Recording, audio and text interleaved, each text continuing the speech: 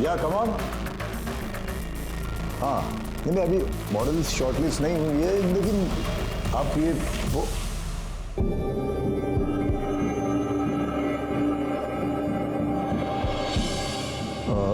I'll call you later. Okay?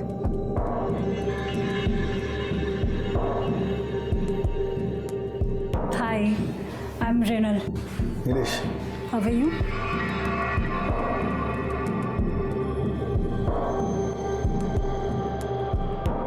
Can I sit? Oh yeah, sure.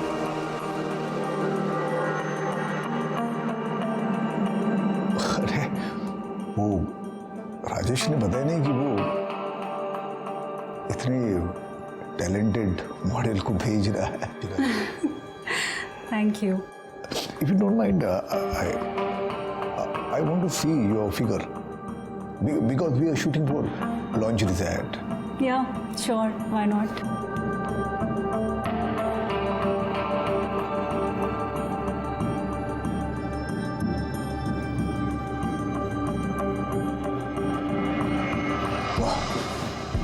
Perfect. मुझे ऐसे ही figure चाहिए था। Actually मुझे एग्जैक्टली अंदाजा नहीं आ रहा था, इसलिए आपको कपड़े उतारने के लिए बोला। I am sorry. That's okay. Work is work. और वैसे भी, if it is related to work, I'm ready for everything. तो एक लुक टेस्ट कर ले। Sure. Why not?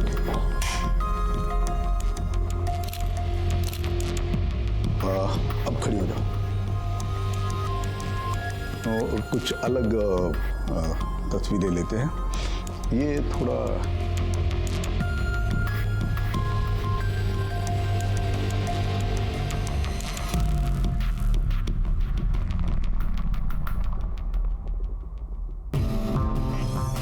ये लो।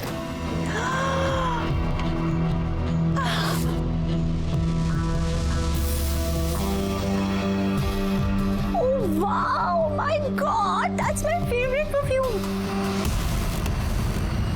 तुम्हें क्या पसंद है, क्या पसंद नहीं है, सब पता है हमें।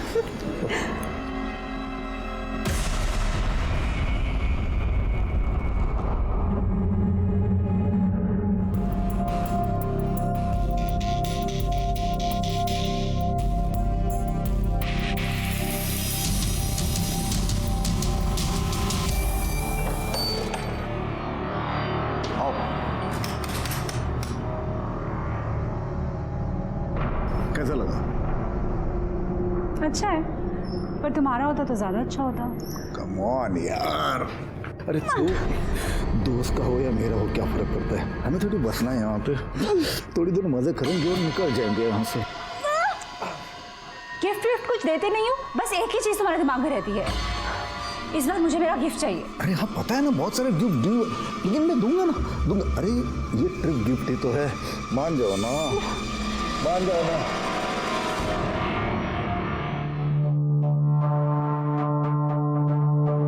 साला बहुत हो गया इस बड़ों का, फ्री में मजे चाहिए इसे, बस कुछ करो इसका।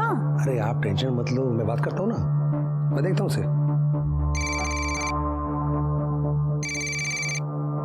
हेलो। अरे ये मृदुल किधर है? सुबह से 50 फोन कर चुका हूँ मैं, एक का भी रिप्लाई नहीं है। अरे भाऊ, वो असल में क्या है कि वो मृणाल जो है ना 3 हफ्ते के लिए अब्रॉड गई है शूटिंग पे, और आप मेरे ख्याल से बिजी होगी तभी आपका फोन उठा नहीं पा रही। क्या अब्रॉड गई हो 3 वीक के लिए? हाँ। अरे मुझे तो कुछ भी नहीं बोला। अब 3 हफ्ते मैं क्या करूंगा यहाँ पे? अरे भाऊ मैं हूं ना, अरे कमाल का माल भेजूंगा, आप जैसा बोलोगे वैसा। नहीं यार, अब मेरे दिमाग में बैठ गई हो। अरे भाऊ, जब मैं मृणाल को भेजा था ना, तब भी आप यही कहते कि नहीं चाहिए नहीं चाहिए। अभी देखो मृणाल के बिना आपका क्या हाल हो गया है। भाऊ मैं क्या कहता हूँ, मैं भेजता हूँ ना, आप एक बार ट्राई तो करके देखो एक बार। चल ठीक है, भेज दे। हाँ ठीक है, मैं कल भेजता हूँ। क्या नाम क्या है?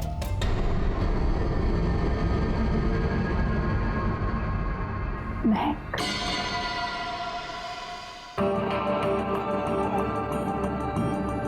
देखो अब मैं तुम्हें सिचुएशन एक्सप्लेन करता हूँ। हम लोग एक मेंस परफ्यूम का ऐड बना रहे हैं, तो मैं सिचुएशन देता हूँ तुम्हें। तुम हीरोइन हो और मैं हीरो हूँ, ठीक है? मैंने वो परफ्यूम लगाया है और उस परफ्यूम की सुगंध से तुम मेरी तरफ अट्रैक्ट होती हो। Getting me? यस।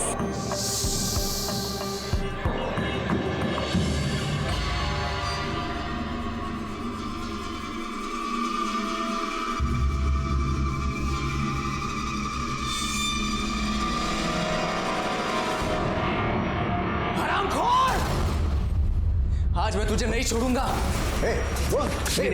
हमें बर्बाद करके लोगों के करियर बनाया है तू। हाँ? आज मैं तुझे नहीं छोड़ूंगा।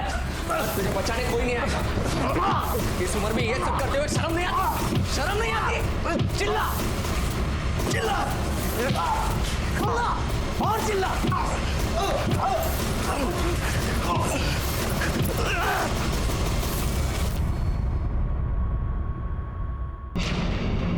किसका झगड़ा हुआ आपके साथ? आप यहाँ कैसे? किसने बोला आपको? अरे हमें फोन आया कि आपका झगड़ा चल रहा है किसी के साथ। नहीं सर, यहाँ पे सब ठीक है। यहाँ पे सब ठीक है तो फिर ये इतनी सारी चोटें कैसे लग गई हमको? वो मैं ऑफिस आते वक्त स्टेयरकेस से गिर गया था मैं, तो चोट लग गई। अब इसकी मैं आपके पास कंप्लेंट क्या करूं? वो कोई आपको गलत फोन कर दिया होगा। हाँ, सब ठीक है यहाँ पे? देखने से तो लग नहीं रहा कि सब ठीक है। फिर भी लगे कि कोई प्रॉब्लम है, किसी का झगड़ा हुआ है, तो आइएगा कंप्लेंट करने। हाँ, आराम कीजिए, चलो।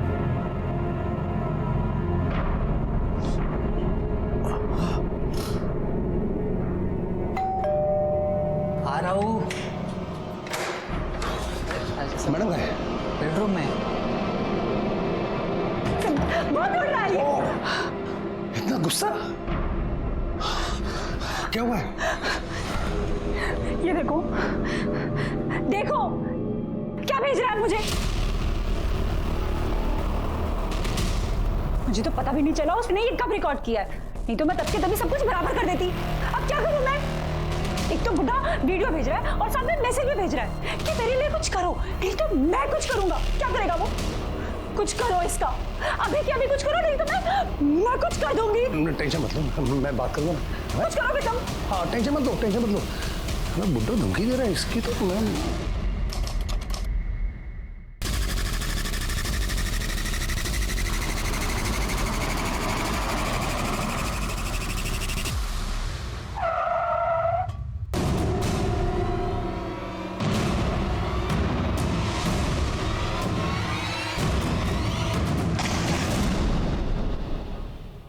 सर, कल रात से मेरे पति घर पर नहीं आए सर।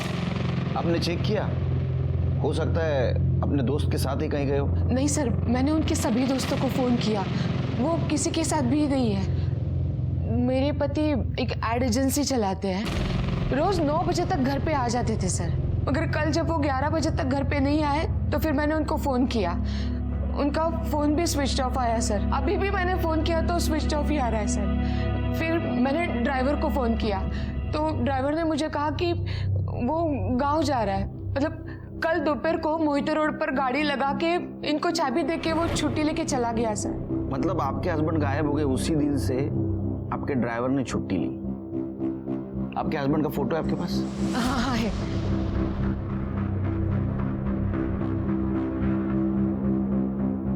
ये तो बिल्कुल क्लियर नहीं। कोई दूसरा फोटो नहीं है? सर अभी तो नहीं है, मैं घर पे जाके भेज दूं? चिरकी, इनके हस्बैंड का नंबर भी ले लो। आपके हस्बैंड का नाम क्या है? नीलेश घाड़गे। आपके फैमिली में कौन कौन रहता है? मेरा बेटा रोहन। क्या उम्र है उसकी? 26 साल। वो क्यों नहीं आया? वो सर उसको कुछ काम था इसके लिए। कमाल है, पिता की मिसिंग कंप्लेंट करने से भी ज्यादा जरूरी काम। ठीक, अब डिटेल्स बाहर दीजिए। शिरके, त्यांच्या ड्रायव्हरच्या आणि गाडीचे पण डिटेल्स घ्या. हो सर, क्या मैम?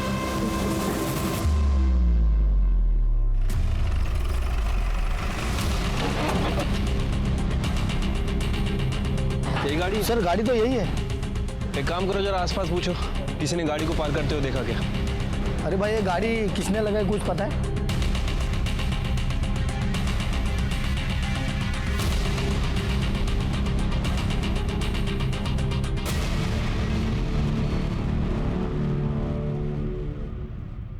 ए रघु, अरे क्या चाय बनाई यार, बिल्कुल शक्कर नहीं इसमें, शक्कर डाल। पता है ना तेरे को। और एक रघु क्या कर रहा है, बस कर। अरे दे दे दे। सर ऑलरेडी चाय इतनी मीठी सर। अरे रघु बराबर चाय बना रहा है मेरे सिरके। हम इतने कड़वे लोगों के बीच में रहते हैं ना, कुछ दिन के बाद हम भी वैसे बन जाएंगे, इसलिए मीठे की बहुत ज़रूरत है। सर ये कोई रीज़न नहीं हुआ मीठा पीने का। अच्छा ये नीलेश मिसिंग केस का क्या हुआ? सर वो गाड़ी थी, वो वहीं पे कई दिनों से पार्क थी, लेकिन किसने पार्क की किसी को कुछ पता नहीं चला, और आसपास कोई सीसीटीवी कैमरा भी नहीं था, इसलिए अभी तक हमें भी कुछ पता नहीं चला। वैसे मैंने रत्ना से स्पेयर की लेके उस गाड़ी को फॉरेंसिक के लिए भेज दिया है। ये पब्लिक भी ना सब पुलिस पे डाल देती है। अब इतने दिनों से वहाँ गाड़ी पड़ी है, किसी को कुछ नहीं, कल एक्सीडेंट हो जाएगा, फिर पब्लिक हमारे पास आ जाएगी। नीलेश के ड्राइवर का क्या हुआ? सर वो गाँव गया हुआ था, मैंने फ़ोन कर दिया, वापस आ रहा है। चिरके ये रत्ना है ना, उसका फ़ोन मॉनिटर करो, अगर किडनैपिंग केस है तो उसको रैंसम कॉल जरूर आएगा। ठीक है सर, एक मिनट। रत्ना ने नीलेश काटगे की फ़ोटो भेजी है। सर ये तो वही नीलेश है जिसके साथ ऑफिस में किसी ने मारपीट की थी, और ये उसके खिलाफ कंप्लेंट भी नहीं करना चाहता था। वो मैं ऑफिस आते वो स्टेयरकेस से गिर गया था ना, अब इसकी मैं आपके पास कंप्लेंट क्या करूं? मुझे इस केस में झगड़े का और बदले का एंगल ज़्यादा लग रहा है। चलो पता करते हैं, ऐसी क्या वजह थी कि नीलेश ने मार खाने के बाद भी जिसने उसे मारा उसके खिलाफ पुलिस में कंप्लेंट नहीं की?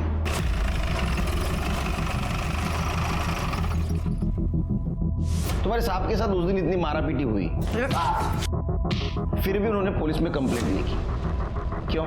साहब ऐसा कौन सा बाप है जो अपने बेटे को जेल भेजेगा? वो तो हमसे गलती हो गई साहब कि बिना सोचे समझे आपको फ़ोन कर दिया, जिसके लिए साहब ने हमको बहुत डांटा भी था। अपने बेटे को जेल भेजना मतलब? साहब उस दिन मारापीटी हुआ था ना, वो कोई और नहीं, साहब का बेटा रोहनी था।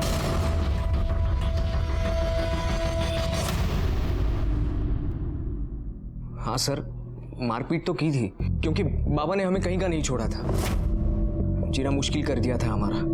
किस सेंस में जीना हराम कर रखा था? सर मेरे बाबा ठीक से घर का खर्चा भी नहीं देते, जब देखो तब कहते हैं कि जेब खाली है, घटिया से घटिया एड फिल्म बनाते हैं और सारा पैसा उन लड़कियों पर उड़ाते हैं। मेरी आई को भी बहुत परेशान किया है सर, बहुत रुलाया है उसको। सर मैंने आज तक बर्दाश्त किया, लेकिन अब बात बर्दाश्त के ऊपर चली गई है। सर मैंने खुद अपनी आंखों से उन्हें देखा है, लड़कियों के साथ घूमते हुए, उनको गिफ्ट बांटते हुए, और फिर मुझे लगा कि अब तो उन्हें सबक सिखाना ही चाहिए, इसलिए तूने उनको सबक सिखाया। तो सुधर गए सबक सिखाने के बाद? नहीं, फिर तूने सोचा इनको आखिरी सबक सिखा लेते, इनको गायब किया। अब ये बता, वो जिंदा है या मार दिया? मार दिया? ये क्या कह रहे हैं सर आप? वो मेरे बाबा हैं, मैं भला उनको क्यों गायब करूंगा? और सर मैं उनको क्यों मारूंगा? तेरे सफ़ेद झूठ बोल रहा है, मैंने खुद देखा है किस तरह से नीलेश जी को तूने घाव दिए। यहाँ पे सब ठीक है? यहाँ पे एक बात बता, तू सगा बेटा है या सौतेला? सौतेला होता ना सर तो शायद मार भी दिया होता। सगा हूं इसीलिए शायद सिर्फ मारपीट करके ही सॉल्व करने की कोशिश कर रहा था सब कुछ, बस। तो 3 जनवरी को कहाँ था? सर मैं अपने दोस्तों के साथ था। चिर के इसको अंदर करो, देखो सच बोल रहा है झूठ। चल सर मैं सच बोल रहा हूँ, मेरे एक्टिंग कीजिए सर, प्लीज मेरे एक्टिंग कीजिए। मैं सर नीलेश गाड़गी की सीडीआर रिपोर्ट।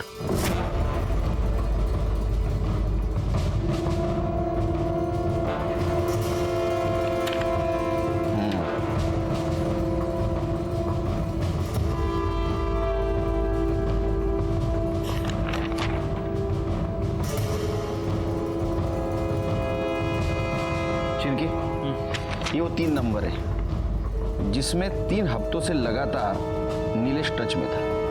पता करो किसके नंबर है, और ये भी पता करो जिस दिन नीलेश गायब हुआ उस दिन उसने किसके साथ बात की थी, और उसका मोबाइल लोकेशन भी निकलवा। ठीक है सर।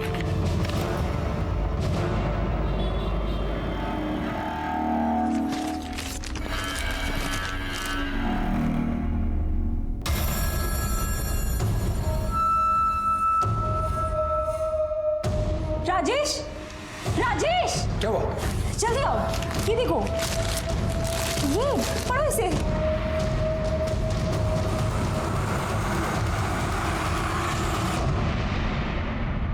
हे बघ, मी आधीच टेन्शनमध्ये. अब वो टेंशन में एक चाय एक्स्ट्रा पी ली तो क्या हुआ, और वो भी बिना शक्कर की पी. यार कितना शक करोगी मुझ पे. नहीं चलो बाद में फोन करता हूँ. नहीं बाद में करता हूँ. हाँ मैं भी चल रहा हूँ. सर ये नीलेश के मोबाइल लोकेशन रिकॉर्ड्स, इनके हिसाब से उसकी लोकेशन 3 जनवरी को शाम को 4 बजे ओल्ड ब्रिज की थी. उसकी गाड़ी मोहिती मार्केट में मिली थी और उसका लास्ट मोबाइल लोकेशन दिखा रहा है ओल्ड ब्रिज. इसका मतलब ऐसा हो सकता है शिरकी कि वो दूसरी गाड़ी से वहाँ गया, लेकिन कोई भी गाड़ी से गया होगा तो टोल नाका क्रॉस करके गया होगा. शिरकी टोल नाके का सीसीटीवी फुटेज मांगो. ठीक है सर. वैसे सर वो मैंने नीलेश के ऑफिस में पूछताछ की थी. वहाँ पता चला है कि नीलेश का किसी आदमी के साथ झगड़ा हुआ था. उसने नीलेश को काफ़ी धमकाया भी था और नीलेश के ड्राइवर सहजू ने नीलेश को बचाया था. सर जिसने धमकी दी थी उसका नाम है धीरज साटम, पेशे से ऑर्गेनाइजर है, इवेंट ऑर्गेनाइजर. पुलिस स्टेशन बोला. ठीक है सर, नीलेश गाड़ी का ड्राइवर सही जो आया है. इंस्पेक्टर साहब, मैं अपने सांप को गायब नहीं किया.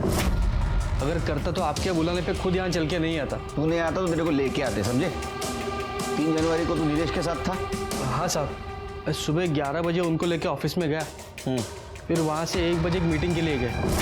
वहाँ से वापस आते वक्त 2 बजे साहब को किसी का फ़ोन आया तो उन्होंने वहीं पे बुला लिया मीटिंग को. किसका फोन था? मालूम नहीं साहब, लेकिन साहब मेरे को बोले कि वो मोहिती लेन में मार्केट के पास गाड़ी पार्क कर दूँ और चाबी उनको आके दे दूँ और फिर मैं गाँव चला जाऊँ. मैं वो गाँव जाने का छुट्टी बोला था उनको. उसके बाद में नीलेश से मिला तू? हाँ मतलब मिला नहीं, देखा था साहब मैंने उनको. वो मैं आगे रिक्शा के लिए रुका था तो साहब मुस्कुराते हुए किसी के गाड़ी में बैठे और आगे निकल गए. उन्हें देखोगे तो पहचानोगे? पक्का नहीं बोल सकता साहब. एक कांच पे वो सनशेड लगाया था, सिर्फ साहब को देखा, बाकी लोग ऊपर पहुंचा दूंगा, समझा ना. छोड़ दे. चले चल लिख. 15 दिन की मोहलत देता हूँ तुझे, वरना समझ ले मैं क्या कर सकता हूँ. चल निकल चल. लेकिन साहब शांत स्वभाव के आदमी है, वो फिर भी उससे प्यार से ही बात कर रहे थे. धीरज के अलावा और किसी के साथ झगड़ा था? झगड़ा तो नहीं साहब, लेकिन इसके साथ मतलब उनका मचमच चल रहा था. किसके साथ? वो इच्छा पूर्णिमा के साथ. क्या झगड़ा था? शायद पैसों को लेके कुछ था साहब. 2 जनवरी को रात 9 बजे साहब आश्रम में थे. मैं बाहर उनका इंतजार कर रहा था, इतने में अंदर से झगड़े की आवाज आई. देख मेरे सारे पैसे मुझे वापस चाहिए, और अगर मेरे साथ शांति करने की कोशिश की ना तो सारी दुनिया को बता दूंगा कैसी इच्छा पूर्णिमा है तू, और तेरे सारे काले धंधे में सारे लोगों के साथ. अपने औकात में रह, समझा. पता है ना किसके साथ बात कर रहा है तू. मेरी पहुंच ऊपर तक है. सिर्फ 2 मिनट लगेंगे तुझे खत्म करने के लिए. सुन, इसे यहाँ से बाहर फेंक दे और दोबारा आश्रम के आसपास भी दिखा ना तो हाथ पैर तोड़ देना इसके. ले जाओ इसे. ये ठीक नहीं किया तूने. मैं देख लूंगा, मैं सबको देख लूंगा. ठीक है, तुम जा सकते हो. जब तक केस चल रहा है शहर से बाहर नहीं जाने का. हाँ साहब. शिरके, ये नीलेश की गाड़ी हमें मोहिते मार्केट में मिली. उसके मोबाइल का लास्ट लोकेशन ओल्ड ब्रिज था, और ये सेजू के कहने के मुताबिक व्हाइट कलर की है साहब. एक काम करो, मोहिते मार्केट से लेके ओल्ड ब्रिज तक का सारा सीसीटीवी फुटेज निकालो. देखो उसमें गाड़ी मिलती है क्या. ठीक है सर. उससे पहले मेरी एक इच्छा हो रही है, इच्छा पूर्णिमा से मिलने की.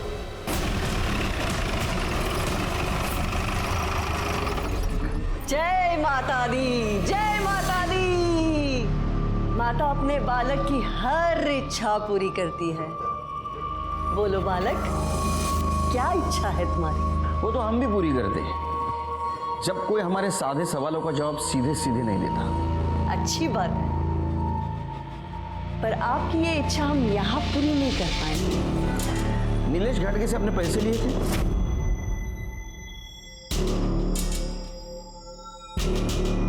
पैसे नहीं, दान दिए थे उसने इस आश्रम के लिए. दान दिया था तो फिर वापस क्यों मांग रहा था? ये हम नहीं जानते, लेकिन एक बात हम जानते हैं. जब उसने हमसे अभद्र भाषा में बात की थी तब हमने उसे उठवाकर बाहर फिकवा दिया था. तो फिर 3 जनवरी को जब वो गायब हुआ आपने फोन क्यों किया उसको? हम तो माँ है ना सबके, और माँ अपने बच्चों से ज्यादा रूठ कर नहीं रह सकती. माँ का दिल तो मोम का होता है, इसलिए हमने सोचा हमारा बालक कहीं कष्ट में तो नहीं है? शायद उसे दान के पैसे की जरूरत होगी, इसीलिए हमने सोचा हम दे देते हैं उसे दान। हमने तो उसे फोन भी किया, लेकिन हमारा फोन उठाने से पहले उसने काट दिया। कहीं ऐसा तो नहीं माँ ने अपने बालक को अपने पल्लू में छिपा के रखा है? चिरके आश्रमाची जड़ दिया। आपके पास सर्च वारंट है? तो आप अध्यात्म के साथ साथ कानून की भी जानकारी रखती है? सिर्फ जानकारी नहीं, पहुंच भी रखती हूं। और माँ के दिल को बहुत ठेस पहुंचेगी अगर उसके कारण तुम्हारी नौकरी चली गई तो। बालक, ज्यादा उद्यम मत मचाओ, थोड़ा संभल जाओ। नौकरी मेरी मजबूरी नहीं, मेरा फर्ज है। फिर से आऊंगा प्रूफ के साथ, और उस वक्त मेरी इच्छा पूरी करके जाऊंगा। चला शिरकी, इच्छा पूर्णी मां। शिरकी, जितने जल्दी हो सके उतने जल्दी आश्रम का सर्च वारंट निकलवाओ।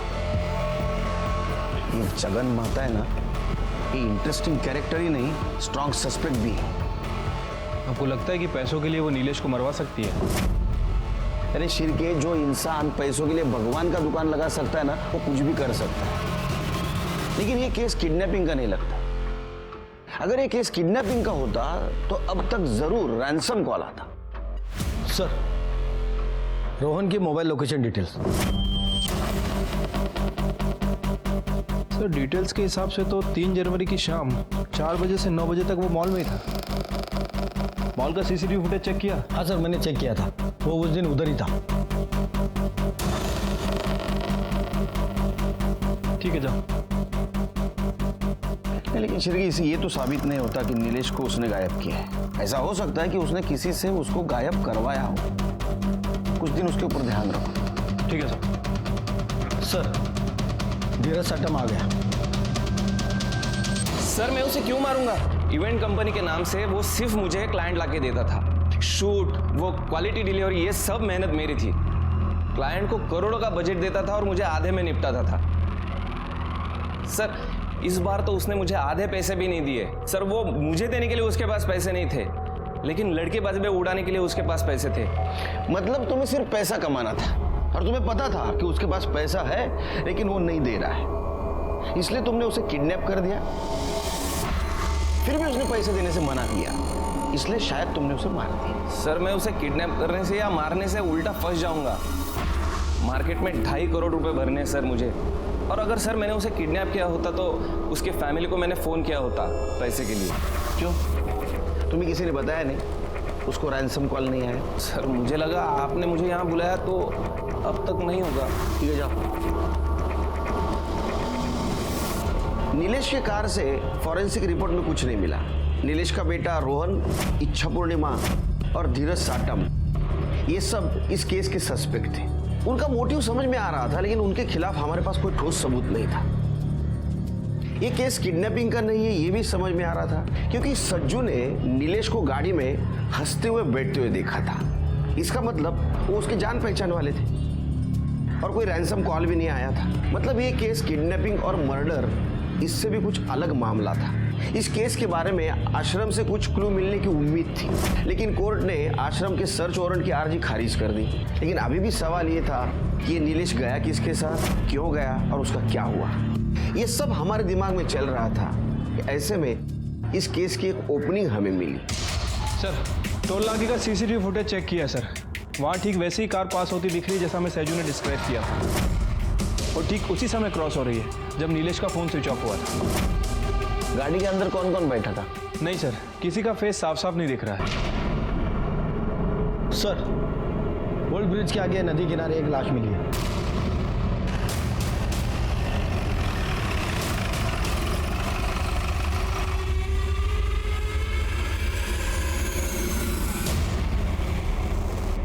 बॉडी कई दिनों से पानी में थी सर, इसीलिए पूरी तरह से डिकम्पोज्ड हो चुकी है, और मछलियों ने काफ़ी ज़्यादा हिस्सा खा भी लिया है। यहाँ के लोकल मछुआरों ने हमें फ़ोन किया और उन्होंने बाहर निकाला। हमारी पैरामेडिक्स टीम के मुताबिक जिस टाइप का ये बॉडी है, उस हिसाब से ये नीलेश की बॉडी हो सकती है। अच्छा, तो एक काम करो, उसके फैमिली को बुलाओ आइडेंटिफिकेशन के लिए और बॉडी को पोस्टमार्टम के लिए भेज दो। ठीक है सर।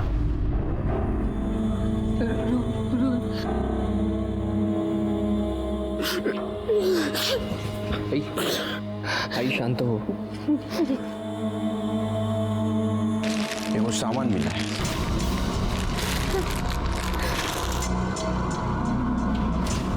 सर ये तो वही बेल्ट है जो मैंने बाबा को उनके जन्मदिन पर गिफ्ट किया।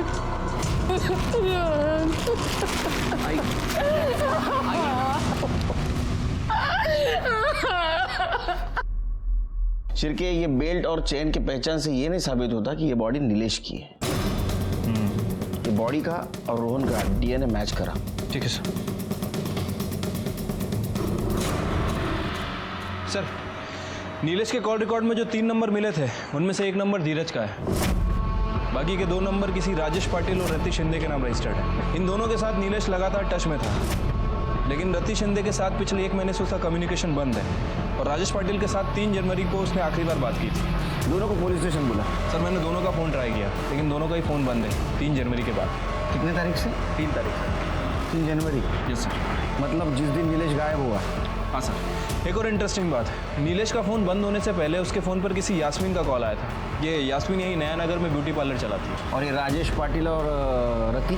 सर, ये राजेश सतारा का रहने वाला है और रति संगमवाड़ी में रहती है। तुम एक काम करो शिर्के, तुम यास्मीन के पार्लर जाओ, मैं रति से जाके मिलता हूँ। तुम्हारी रति मैडम है क्या घर में? रति मैडम? जी आप मृणाल मैडम की बात कर रहे हैं? मृणाल? जी, रति मैडम ही मृणाल मैडम है। उन्होंने वो मॉडलिंग के चक्कर में अपना नाम मृणाल कर दिया है कि घर में? जी अभी तो वो घर में नहीं है, 5 दिन पहले ही निकल चुके हैं यहाँ से। बोल के गई थी कि किसी शूटिंग पे जा रही हूँ। अकेली गई है? नहीं साहब, वो राजेश पाटिल साहब भी थे ना साथ में। राजेश पाटिल? वो भी मॉडलिंग करते? नहीं साहब, वो तो पिछले कुछ दिनों से यही रहते हैं मैडम के साथ। रिलेटिव है? नहीं साहब, दरअसल बात यह है कि वो कुछ अलग टाइप के फ्रेंड है। राजेश साहब का अपना भी काम धाम चलता है, वो नेता वेता लोग के साथ भी, और मैडम का पूरा काम वही देखते हैं।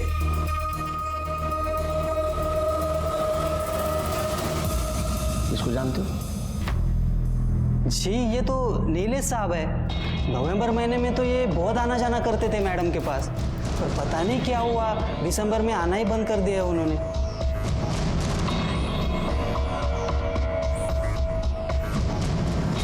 तुम्हारा नंबर दे दो। मेरा नंबर?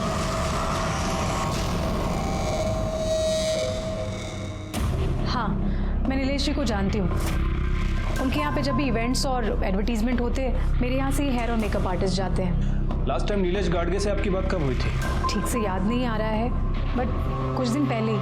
अब आप ये सब क्यों पूछ रहे हैं? हमें शक है कि उसका मर्डर हो चुका है। क्या? मर्डर? कैसे? I mean, ऐसे कैसे हो सकता है? ऐसा हुआ है। नीलेश के मर्डर के पहले उसकी लास्ट कॉल आपको हुई थी। मेरे साथ बात की थी? नहीं। आपको याद नहीं आ रहा है क्या? मेरे साथ कैसे? नहीं, आपके फोन रिकॉर्ड तो यही कह रहे हैं। हाँ हाँ हाँ, वो मंडे बात हुई थी मेरी उनके साथ। नहीं, ट्यूसडे को। खैर, जाने दीजिए। ये बताइए कि नीलेश गाडगे के साथ ऐसा कौन कर सकता है?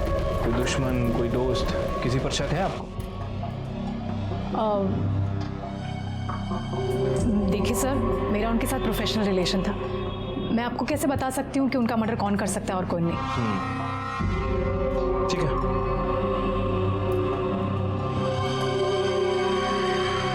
अच्छा, यास्मीन ने कुछ बताया? हाँ सर, ये यास्मीन कह रही है कि इसके साथ नीलेश का प्रोफेशनल रिलेशन था। वैसे काफ़ी ओवर एक्टिंग कर रही है सर ये।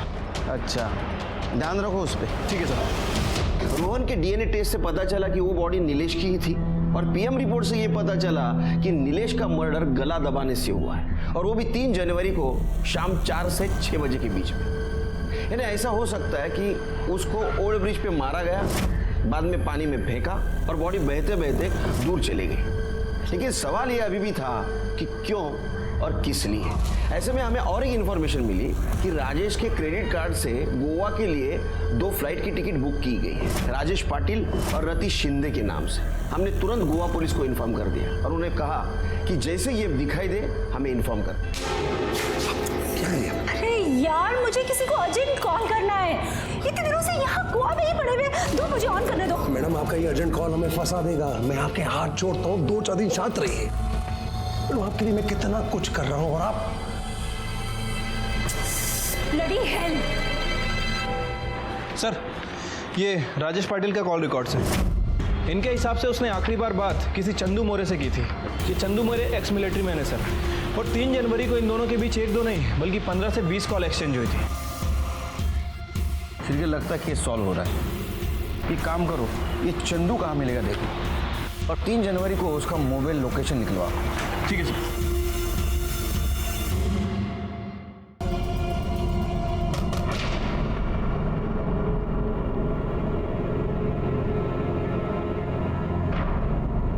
पेपर का पेमेंट लेने आया हूँ।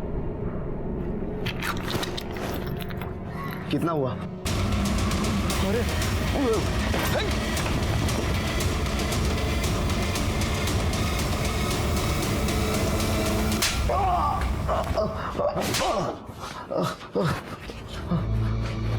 अरे चंदू, कैसा है तू? हाँ, चल सच सच बता। अभी ये हमारा शिरके है ना, बहुत मारता है। बता साहब, मी तुम्हाला आधीच सांगितलंय साहेब, मैंने कुछ नहीं किया। और 3 जनवरी को मैं पुणे में भी नहीं था। तू पुणे में नहीं था? नहीं। तेरा मोबाइल घूम रहा था पुणे में? हाँ, कैसे? पहले खड़की मार्केट गया, बाद में ओल्ड ब्रिज गया। तेरा दाखो, ये देख तेरे मोबाइल डिटेल्स। हाँ साहब, वो राजेश मुझे बोला था कि उसकी गाड़ी लेके नीलेश को मार्केट से पिकअप करना है और उसे वो ओल्ड ब्रिज के पास छोड़ना है। गाड़ी में कौन कौन था? धीरज था। धीरज साठम। हाँ, तो वो तो एक नाम हुआ। और वो धीरज का असिस्टेंट था महेश, और एक लड़की थी जीनत। तो तुमने नीलेश को मार्केट से उठाया, उसके बाद क्या हुआ? उसके बाद सर, सीन समझ में आ गया। अभी हम 1 शॉट करेंगे। हाँ। मुझे 1 टेक चाहिए। हाँ। Mood, rolling and action.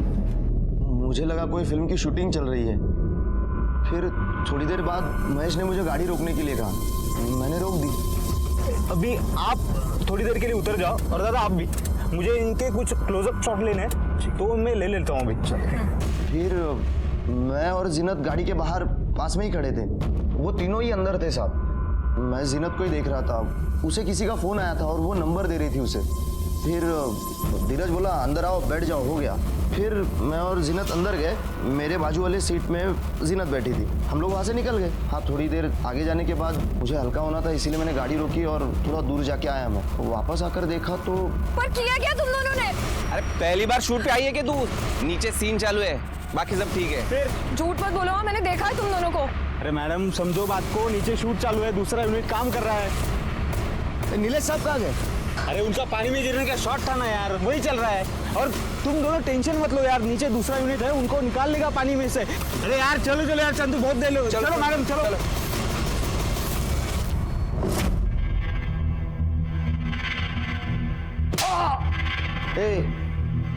वो धीरज की और नीलेश की दुश्मनी थी। अगर धीरज गाड़ी में रहता तो नीलेश कैसा बैठता? हाँ साहब, मैंने इतना दिमाग नहीं लगाया। अब मुझे राजेश ने जितना बोला उतना मैंने किया। उसने जिसको जहाँ छोड़ने बोला था वहाँ छोड़ा मैंने। फिर मुझे न्यूज़ पे पता चला नीलेश की बॉडी मिली थी नदी के पास। फिर मैं डर गया कि कहीं मैं फंस ना जाऊँ। मैं भी तो था ना गाड़ी में, इसीलिए मैं शिल्पा को लेके चिपके बैठा था। महेश के डिटेल्स दे। जी, मेरे पास उनके बारे में कोई जानकारी नहीं है। हम तभी मिले थे ना कुछ देर के लिए। फिर उनको रोड पे छोड़ा और उसके बाद हम चले गए। चल, जीनत का मोबाइल नंबर। जीनत का नंबर नहीं, मुझे याद नहीं आ रहा।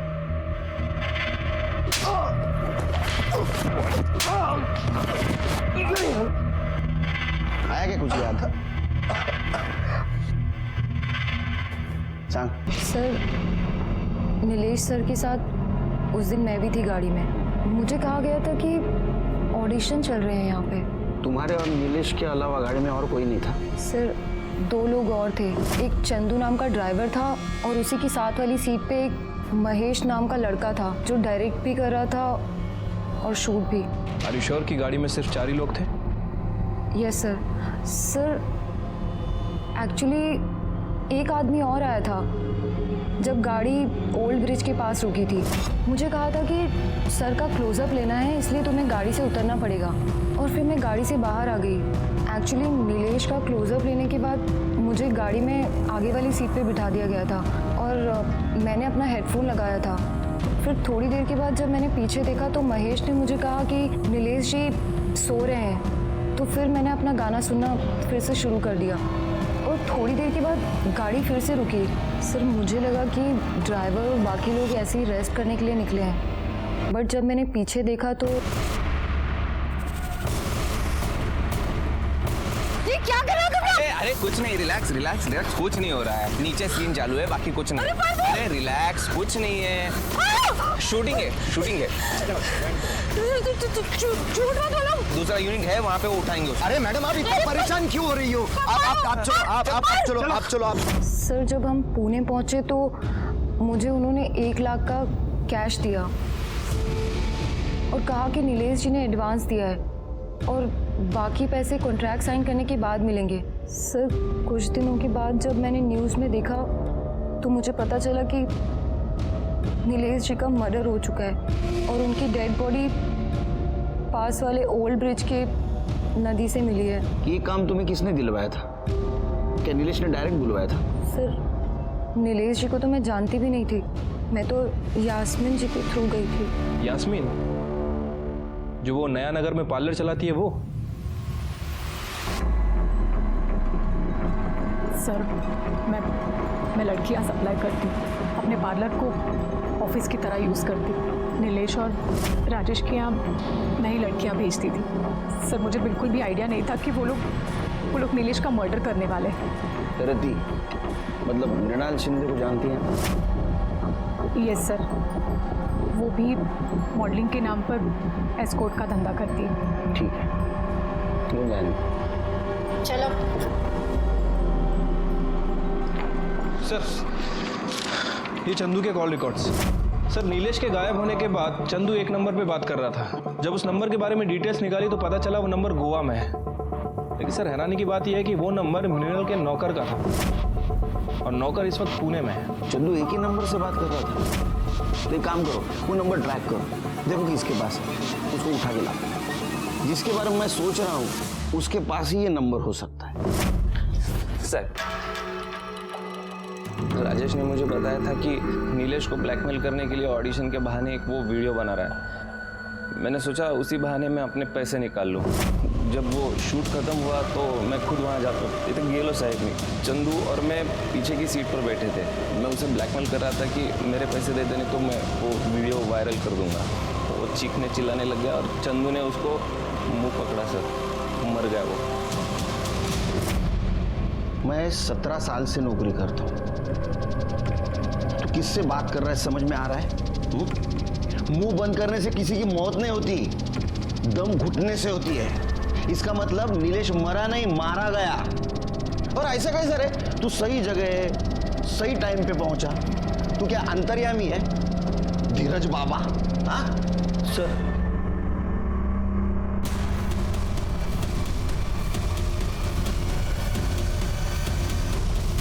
इतनी जल्दी क्या राजेश जी? सर मैंने नहीं मारा सर। मैंने नीलेश को नहीं मारा सर। सर मैं सिर्फ वीडियो बनाना चाहता था ताकि वो जो मृणाल को परेशान कर रहा है वो परेशान ना करे। वो मृणाल को क्यों परेशान कर रहा था? सर ये नीलेश जो है ना, ये एड एजेंसी का बहाना करके लड़कियां बुलाया करता था।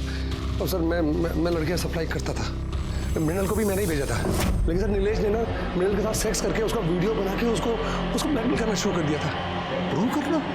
ये तो सिर्फ मेरे साथ है और मेरे साथ ही रहेगी। और अगर तू प्रूव नहीं कर पाई ना तो मैं प्रूव कर दूंगा कि तू असल में है क्या।